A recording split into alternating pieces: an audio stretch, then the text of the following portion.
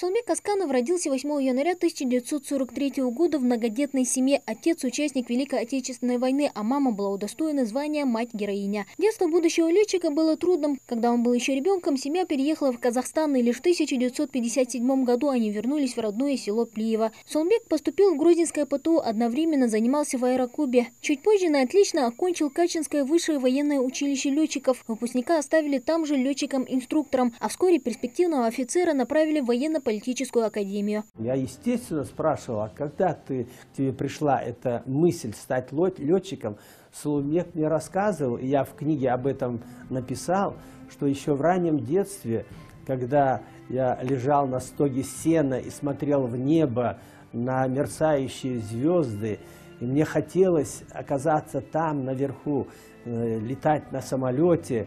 И вот тогда именно в нем зародилась эта мысль стать военным летчиком. Сулымбек Асканов одним из первых среди советских летчиков освоил МиГ-29, истребитель 4-го поколения, на котором и совершил свой последний полет. 7 февраля 1992 года при выполнении тренировочного полета в условиях плохой видимости им была потеряна пространственная ориентировка. Выйдя из облаков, Асканов увидел, что его самолет падает на поселок Хворостянку. По правилам, летчик должен был медленно катапультироваться. У него было всего 2,5 минуты для того, чтобы принять решение и действовать. Летчик решает увести самолет как можно дальше от населенного пункта. Самолет упал в 100 метрах от ближайшего дома на окраине поселка. За этот героический поступок позже указом президента России ему посмертно присвоят звание Героя Российской Федерации. А спустя десятки лет в Липецкой области вновь соберутся сослуживцы Сулымбека Асканова, для которых он был больше, чем просто инструктор полетной подготовки. В то же время он был требовательный.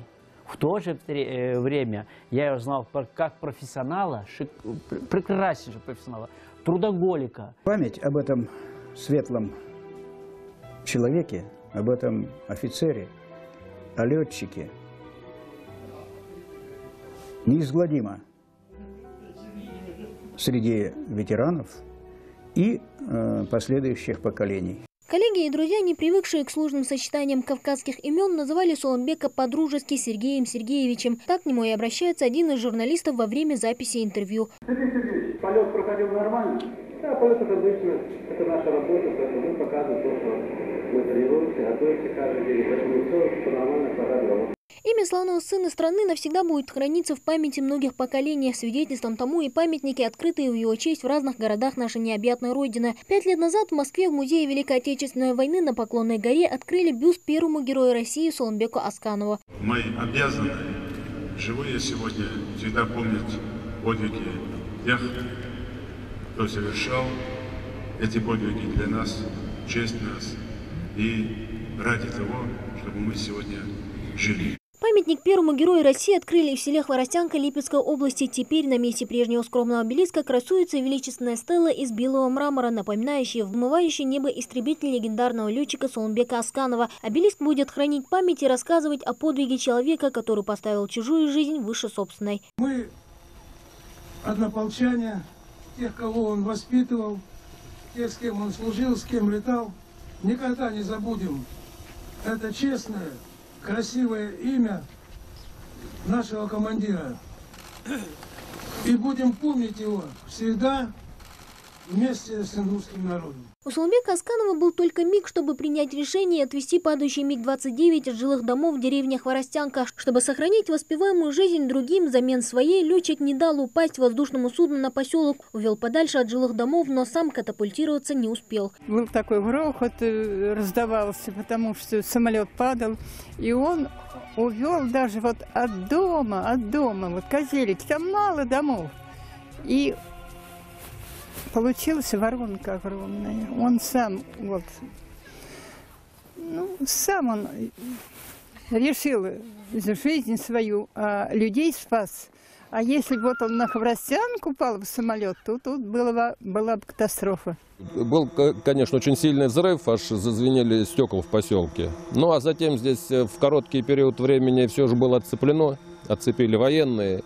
Ну и потом это все по крупицам, все потом восстановилось и сказали, что ценой жизни, спасая людей, еще раз повторюсь, Асканов совершил свой подвиг. Здесь же Также состоялась и церемония тушения почтовой марки, специально выпущенной Почтой России к 25-летию подвига первого героя России. В память о Сооронбеке Асканове в единственной школе села Хворостянка Липецкой области открыли мемориальную доску. Чуть позже его учащиеся приехали в Ингушетию, чтобы пообщаться с родными и близкими легендарного летчика. Двоюродный брат Сооронбека Хусен Асканов рассказал ребятам о том, как получил трагическую весть. История гибели героя всегда трогает до слез. Гости из Липецка считают большим везением оказаться здесь, на его родине, в его родном селе. Нас от мала до велика знают все, кто такой Сооронбек.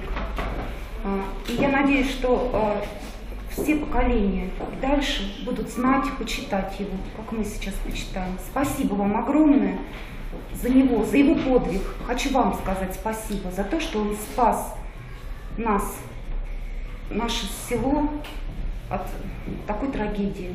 У него была возможность избежать своей гибели, но он выбрал путь, спасая нас. Ингушская делегация не раз ездила в Липецкую область, а гости из Хворостянки на родине летчика впервые. Ребята прошлись по пришкольному музею славы, где хранятся фотографии и личные вещи героя, посетили аэропорт имени Сооронбека Асканова, где установлен макет самолета-истребителя МиГ-29. Очень долго ждали, очень важна, большая гордость.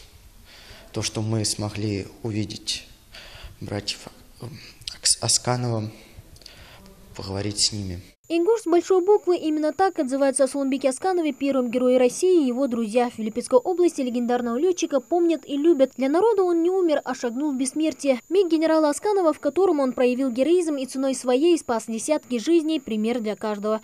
Мадина Пугоева, Новости 24.